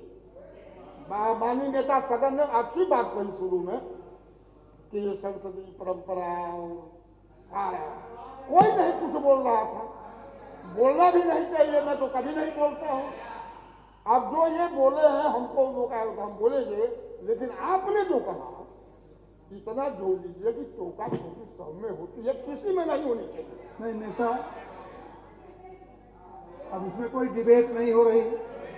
आप बैठे, कोई डिबेट नहीं हो रही, कोई चर्चा नहीं हो रही। आप बैठे, कोई चर्चा नहीं हो रही भाई, कि कोई चर्चा नहीं है। आप बैठे, आप मान्यवर ये नेताजी का भाषण करने किसी को मत द्वारा नहीं। आप बैठे हैं, आपका विषय नहीं टेकअप हो रहा, तो आप अपने मन से बोलिए। फिर आप अपने मन से बोलिए। अध्यक्ष जी बोले दीजिए, बोले। अयोध्या में श्री राम जन्मभूमि मंदिर निर्माण का शुभारंभ, यह भारत की न्यायपालिका और लोकतांत्रिक प्रणाली की एक बहुत बड़ी विजय भी है। आस्था के साथ साथ भारत की न्यायपालिका की ताकत और भारत की लोकतांत्रिक पद्धति की भी विजय है, और लोग आज सहर्ष उसमें सहयोग कर रहे हैं। ये अपनी अपनी आस्था के अनुरूप लोग इस अभियान के साथ जुड़े हुए हैं। इसके साथ ही हम लोगों ने अयोध्या में दीपोत्सव के कार्यक्रम को लगातार इस बार भी बहुत अच्छे ढंग से संपन्न किया, उसकी सर्वत्र सराहना हुई। अयोध्या देव दीपावली का कार्यक्रम काशी में कितनी भव्यता के साथ हमने सारे नियमों का पालन करते हुए सारे कार्यक्रम संपन्न किए। अभी प्रयागराज में माघ मेला चल रहा है, लाखों की संख्या में कल्पवासी आए हैं, कहीं कोई समस्या नहीं, सारी सुविधाएं उपलब्ध कराई गई, हर प्रकार की व्यवस्थाएं हैं। हरिद्वार कुंभ के पहले वृंदावन में कुंभ पूर्व वैष्णव बैठक होती है, वहां भी मैं गया था। बहुत भव्यता के साथ सारे कार्यक्रम अच्छे ढंग से चल रहे हैं। मथुरा, वृंदावन, बरसाना, ये जितने भी पवित्र तीर्थ हैं एक नए स्वरूप में अपनी प्राचीन आध्यात्मिक और सांस्कृतिक विरासत को संरक्षित करते हुए आगे बढ़ रहे हैं। हम सबको भी इस पर गौरव की अनुभूति करनी चाहिए। उत्तर प्रदेश की विरासत है, देश की विरासत है, और उत्तर प्रदेश के तो हर व्यक्ति को, यहां तो पक्ष और सत्ता पक्ष और विपक्ष का भेद होना ही नहीं चाहिए। ये तो सबके साथ, सबको इसके साथ जुड़ना चाहिए। इसमें कोई भेद का कोई प्रश्न ही नहीं होना चाहिए। भाई ये सभी तो हम लोगों की समृद्ध परंपरा है, हमारे पूर्वजों की समृद्ध परंपरा है। पता नहीं, मैं तो आश्चर्य करता हूं कि क्यों समाजवादी पार्टी के नेता इतने नाराज हो रहे हैं। याद रखना, हम लोग जब बाहर जाते हैं, पता नहीं आप नाराज हो भी जाए कोई दिक्कत नहीं, कोई समस्या नहीं है।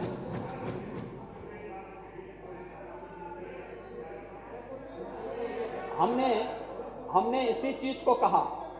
देखिए, उत्तर प्रदेश का या देश का कोई भी नागरिक, एक तो याद रखना, जो लोग विभाजनकारी राजनीति पहले आज कर रहे हैं, लोग पहले भी करते थे। याद रखना, देश का विभाजन ही, इसी देश की विभाजन की त्रासदी का कारण ही ये रहा है। ये विभाजनकारी राजनीति रही है। और आज भी पाकिस्तान का कोई व्यक्ति, बांग्लादेश का कोई व्यक्ति जब दुनिया के अंदर कहीं जाता है, आप अमेरिका में जाइए, यूरोप में जाइए, इन लोगों को अपनी पहचान छुपा करके अपने को इंडियन क्यों कहते हैं, भारतीय क्यों कहते हैं? क्योंकि इन्हें मालूम है भारत के एक नागरिक के प्रति सामान्य सम्मान का भाव होगा। और प्रधानमंत्री मोदी जी के बाद ये सम्मान और बढ़ा। लेकिन पाकिस्तान के अंदर रहने वाले व्यक्ति के प्रति इस प्रकार का भाव क्यों नहीं? क्योंकि कोई पाकिस्तानी कहेगा तो पता लगा कि फिर लात घूंसे चलने लग जाएंगे, दुनिया के अंदर कहीं नहीं जाएगा। हर व्यक्ति छुपाता है और उस मानसिकता को हमें पहचानना होगा। दूसरा, हज करने के लिए जब कोई भी जाता है, भारत का नागरिक या इस अखंड भारत का जो नागरिक है, कोई भी जाता है, उसकी पहचान भारत, पाकिस्तान या बांग्लादेश के रूप में नहीं होती है, एक हिंदू के रूप में ही उसकी पहचान होती है। ये हमारी पहचान है। हिंदू कोई धर्म नहीं है। पता नहीं हम क्यों इसको धर्म, सनातन धर्म है। उपासना विधियां अलग अलग हो सकती हैं, लेकिन हिंदू शब्द से इतनी चिढ़, समझ की वो है तो नहीं, जो भी है, जो इस पे ना, जो हिंदू को सांप्रदायिक कहते हैं, उन सबसे मैं कहना चाहता हूं कि ये वही लोग हैं जो हमारी विरासत के इन प्रतीकों का अपमान करते हैं, जो अयोध्या, मथुरा, काशी को अपनी पहचान के रूप में स्वीकार नहीं करते, प्रयागराज पर गौरव की अनुभूति नहीं करते, शक्तिपीठों का सम्मान नहीं करते, वही लोग हैं। और अगर ये सब हुआ होता, हमने इसको अपनी विरासत के साथ जोड़ करके, हर उत्तर प्रदेश वासी और हर भारतवासी जोड़ करके देखें। मुझे डॉक्टर राम मनोहर लोहिया की बात इसमें बहुत पसंद आती है, और मुझे लगता है कि लोहिया के वर्तमान के शिष्य और उनकी विरासत को आगे बढ़ाने वाले लोग इसका ध्यान जरूर रखेंगे, जो उन्होंने रामकृष्ण और शंकर के बारे में कहा है, उस परंपरा का अनुपालन भी करेंगे, कर सकेंगे तो अच्छा होगा, और नहीं तो जनता तो जवाब दे ही रही है, जनता तो उसके लिए तैयार है ही। महोदय, इस दौरान काफी अन्य कार्य हुए। यहां पर नेता प्रतिपक्ष ने, हमारे दलीय नेताओं ने किसानों के मुद्दे पर चर्चा की। महोदय, ये आज सर्टिफिकेट आया है उत्तर प्रदेश को प्रधानमंत्री किसान सम्मान निधि योजना के अंतर्गत देश के अंदर सर्वश्रेष्ठ प्रदर्शन करने वाले राज्य के रूप में आज भारत सरकार ने किया। आज ठीक 2 वर्ष हो रहे हैं इस योजना को लागू किए। आज ही के दिन आदरणीय प्रधानमंत्री जी ने गोरखपुर से प्रधानमंत्री किसान सम्मान निधि को लॉन्च किया था, और आज 2 वर्ष में उत्तर प्रदेश ने देश के अंदर सर्वश्रेष्ठ प्रदर्शन इसका किया है। उत्तर प्रदेश के अंदर 2,37,00,000 से अधिक किसान इस योजना का लाभार्थी है। स्वाभाविक रूप से ये किसान अन्नदाता भारत का ही किसान है, जिस किसान को लेकर के कुछ लोग राजनीति करने का प्रयास कर रहे हैं, गुमराह करने का कार्य कर रहे हैं। कैसी कैसी बातें कही जा रही हैं। तथ्यों पर आधारित बातों पर चर्चा हो सकती है। विधायिका का मंच तर्कसंगत बातों पर चर्चा आगे बढ़ाने के लिए होनी चाहिए, और वो तर्कसंगत तरीके से कैसे, ये है प्रमाण, ये तो आंकड़े हैं, हर व्यक्ति के लिए उपलब्ध है, पब्लिक डोमेन में है, आप इसको ले सकते हैं। कहां पर क्या कार्य हुआ है? हमने किसान के बीच में भेद नहीं किया, हमने फिरकों में नहीं बांटा, हमने क्षेत्र और भाषा के आधार पर भी नहीं बांटा। किसान किसान है, वो कहीं का भी हो, पूरे देश के अंदर लागू कर दिया। अब आप जबरदस्ती कहें कि हम ये कानून नहीं लागू होने देंगे, हम ये चीज नहीं होने देंगे। सफर कौन कर रहा है? पब्लिक कर रही है ना। सफर तो पब्लिक कर रही है, किसान कर रही है, या वे लोग करेंगे जो इससे होने वाले फायदे से वंचित हो रहे हैं। और मैं आभारी हूं प्रधानमंत्री मोदी जी का, जिन्होंने प्रधानमंत्री किसान सम्मान निधि, प्रधानमंत्री फसल बीमा की योजना, प्रधानमंत्री कृषि सिंचाई की योजना, ये तमाम प्रकार की योजनाएं घोषित की। और उन योजनाओं के माध्यम से अब किसानों के जीवन में भारी परिवर्तन भी होता हुआ दिखाई दिया है, व्यापक परिवर्तन हुआ है। यहां पर चर्चा हो रही थी कि एमएसपी की बात। एमएसपी घोषणा करने से ही एमएसपी मिल नहीं जाती है, उसके लिए क्रय केंद्र स्थापित करने पड़ते हैं। मेरे पास कुछ डाटा है और ये आप भी उपलब्ध करा देंगे। मैं जानता हूं नेता प्रतिपक्ष ने डाटा लिए भी होंगे। मौजूद 2014-15 में गेहूं का समर्थन मूल्य था 1400 रुपये प्रति क्विंटल, और क्रय कितना किया गया था? 6.28 लाख मीट्रिक टन। नोट करते रहिए, 6.28 लाख मीट्रिक टन। 2016-17 में समर्थन मूल्य हुआ 1525, क्रय किया गया 7.97 लाख मीट्रिक टन। और पिछले 17-18 से 19 मार्च 2017 को हमारी सरकार आई। सरकार गठन के तत्काल बाद मैंने उस समय भारतीय जनता पार्टी के राष्ट्रीय अध्यक्ष और आज के माननीय गृह मंत्री से अमित शाह जी से संपर्क किया था, और मैंने कहा था प्रोक्योरमेंट उत्तर प्रदेश में किसानों से सीधे नहीं होता है, हम चाहते हैं कि वहां इसके बारे में कुछ कार्य किया जाए। उन्होंने कहा कि प्रोक्योरमेंट की पॉलिसी के लिए आप कुछ राज्यों का दौरा करके कुछ मंत्रियों को भेजें। तो मैंने चौधरी लक्ष्मी नारायण जी और आपके साथ कुछ लोगों को मैंने भेजा था। 3 सदस्यीय कमेटी मैंने भेजी थी अलग अलग राज्यों में। ये लोग गए थे, अध्ययन करके आए, यानी ये 20-22 के आसपास ही हो गया था। और 1 अप्रैल से हमारे प्रोक्योरमेंट के केंद्र स्थापित हो गए थे प्रदेश के अंदर।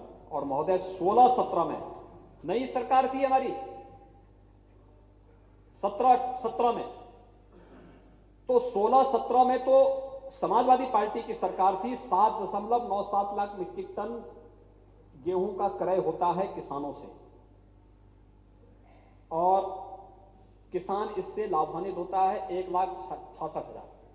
और 17-18 में ठीक 1 साल के बाद नई सरकार, 1 महीना का भी कार्यकाल पूरा नहीं हुआ, हम लोगों के समय में समर्थन मूल्य था 100 रुपये, समर्थन मूल्य बढ़ गया था 1625, क्रय किया गया 36.99 लाख मीट्रिक टन, यानी 37 लाख मीट्रिक टन, और किसान लाभान्वित हुआ 7,67,380। 18-19 समर्थन मूल्य 110 रुपया बढ़ा, 1737 रुपये प्रति क्विंटल समर्थन मूल्य मिला किसानों को। क्रय किया गया 52.92 लाख मीट्रिक टन, और किसान लाभान्वित हुआ 11,27,195। 19-20 समर्थन मूल्य हुआ 1840 प्रति क्विंटल, क्रय किया गया 37.0 लाख मीट्रिक टन, और किसान लाभान्वित हुए 7,53,411। 20-21 जब कोविड से लोग जूझ रहे थे, तब हमारे कर्मचारी और हमारे अधिकारीगण किसानों की मदद करने के लिए, गन्ना किसान, किसी किसान को अपने खेत में एक डंठल गन्ना नहीं छोड़ना पड़ा। चीनी मिलें 119 चीनी मिलें चलाई गई, और गेहूं की जैसी फसल तैयार हुई 25 मार्च से लॉकडाउन प्रारंभ हुआ, 1 अप्रैल से हम लोगों ने क्रय केंद्र भी स्थापित कर दिए। 15 मिनट लेट हुआ लेकिन चलता रहा। 1925 रुपये प्रति क्विंटल समर्थन मूल्य दिया गया, 35.67 लाख मीट्रिक टन का क्रय किया गया, और 6,63,810 किसान इससे लाभान्वित हुए। महोदय 2014 की तुलना में 2019 में समर्थन मूल्य में 525 रुपए की वृद्धि हुई है। ये प्रधानमंत्री मोदी जी के कारण हुआ है। गेहूं में, केवल गेहूं की मैं बात कर रहा हूं। और फिर धान के बारे में भी अगर मैं आऊं, धान के भी डाटा आपको दे रहा हूं।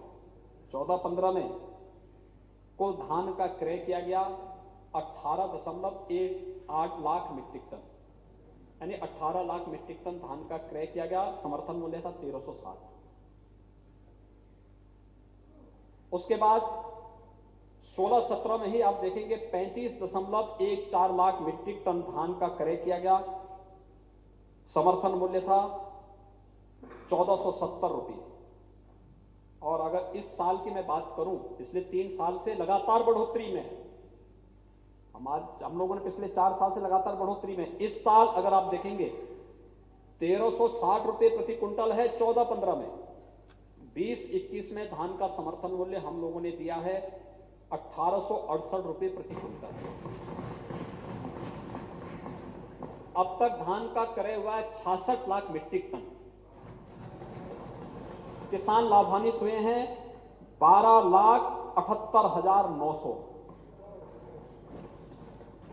ये है किसान के बारे में कौन ज्यादा हितैषी है।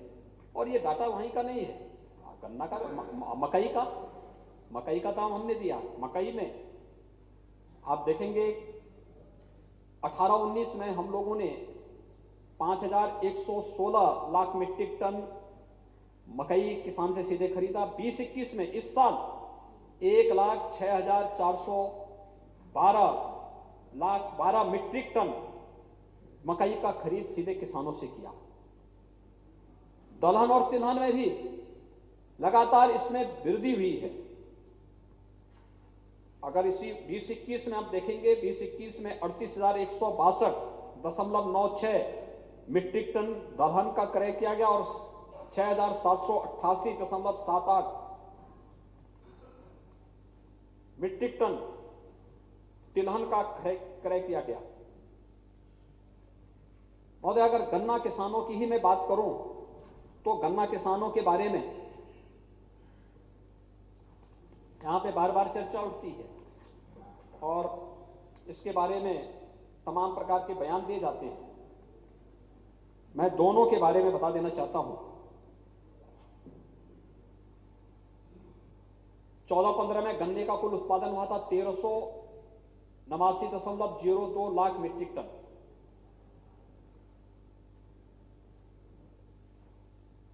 17-18 में 1820.75 लाख मीट्रिक टन। और इस साल अब तक जो हमारा अनुमानित है यह है 2203.00 लाख मीट्रिक टन। ये रिकॉर्ड उत्पादन है गन्ने का। गन्ने की पेराई और गन्ने मूल्य का 12 से 14 के बीच में कुल गन्ना मूल्य का भुगतान होता है 44,193 करोड़ रुपए का।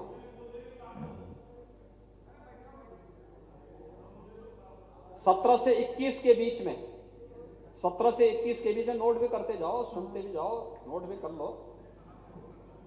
45 लाख गन्ना किसानों का 1,23,995 करोड़ रुपए का गन्ना मूल्य का रिकॉर्ड भुगतान हुआ है।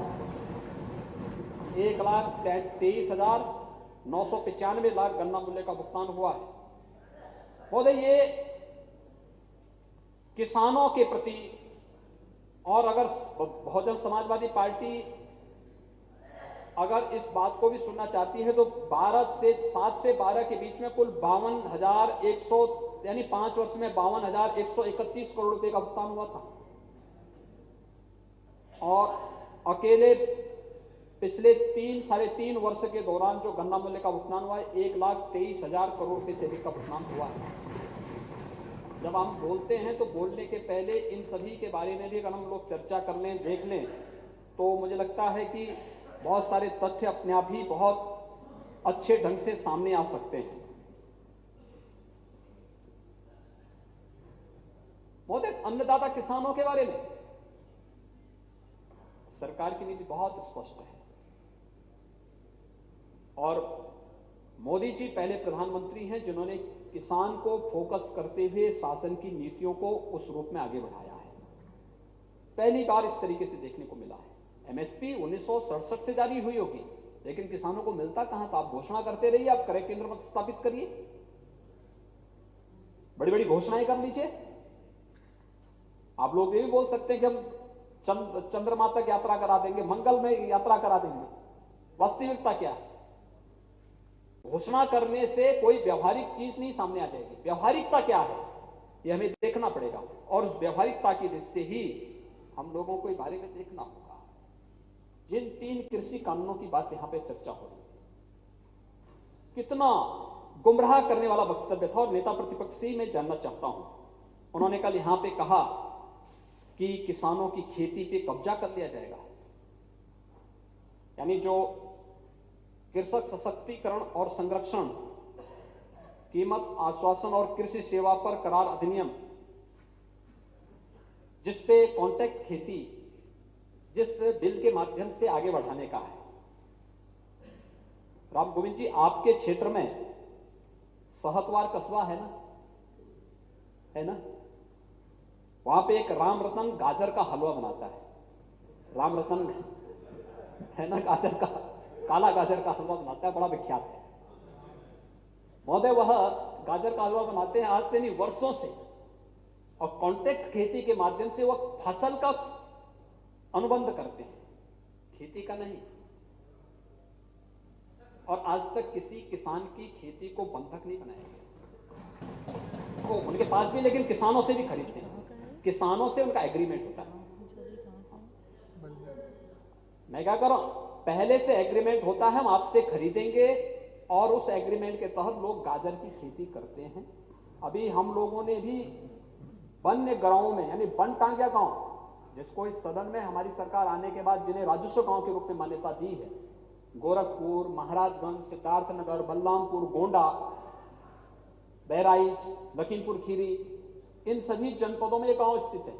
महाराजगंज में इस कॉन्ट्रैक्ट खेती को वन्य गांवों में उनको प्रारंभ करने के लिए कहा गया। उनसे कहा गया कि भाई आप सलजम उगवाइए, उसमें उगवाने की तैयारी करिए। एक कॉन्ट्रैक्ट फार्मिंग वहां पर हो रही है, कई गुना मुनाफा किसानों के जीवन, किसानों को देना है, और ये तो आपके ही कस्बे में होता है, आपके यहां होता है। लेकिन आप जो है कल यहां पर ऐसा गुमराह करने वाला वक्तव्य दे रहे थे कि साहब किसानों की खेती को जो है बंधक बना दिया जाएगा। ये किस खेती का कॉन्ट्रैक्ट, ये जो एग्रीमेंट खेती का नहीं होना है, फसल का एग्रीमेंट होना है। किसान को दूसरा, आप एमएसपी की बात कर रहे थे, देखिए मकई का कभी भी प्रदेश के अंदर एमएसपी नहीं घोषित हुआ। मकई का किसान मकई 1100-1200 रुपए में देने के लिए मजबूर होता था।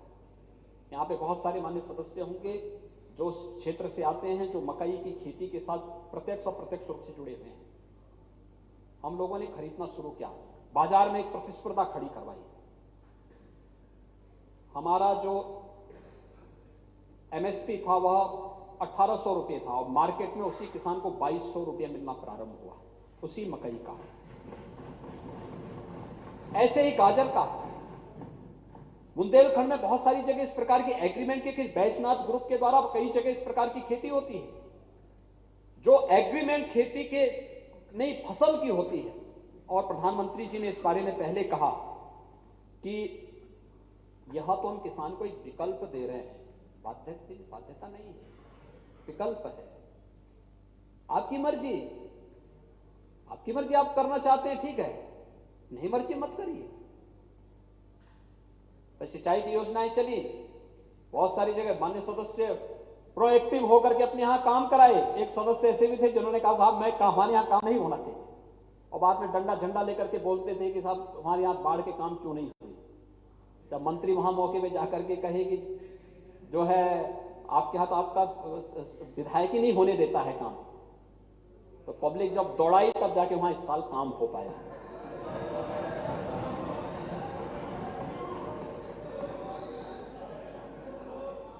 हर व्यक्ति जानता है कि लोग, मैंने वही कहा ना, चोर की दाढ़ी में निकल ही जाता फिर कि कहा। देखिए मैंने नाम नहीं लिया किसी का,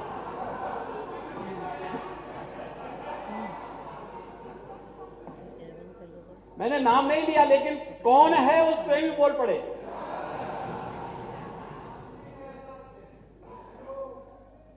अब देखिए, असत्य भी है तो वो जो असत्य बोल रहा था वो स्वयं बोल पड़ रहा है। महोदय, दूसरा है मंडी से संबंधित।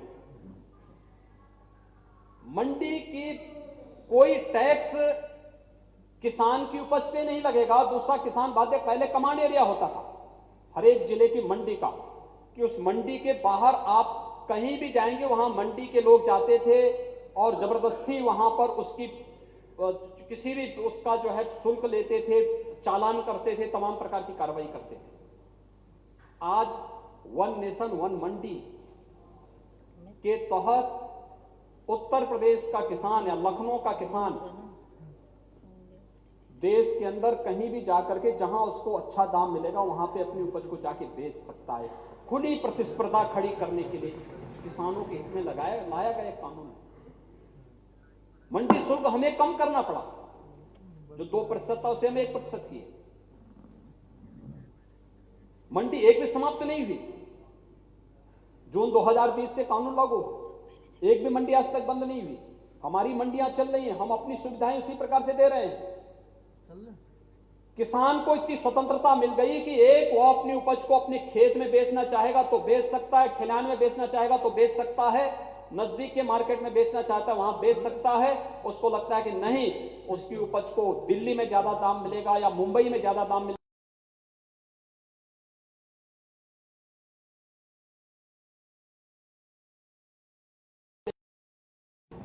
एक स्वस्थ प्रतिस्पर्धा जब खड़ी होगी तो दाम मिलेगा।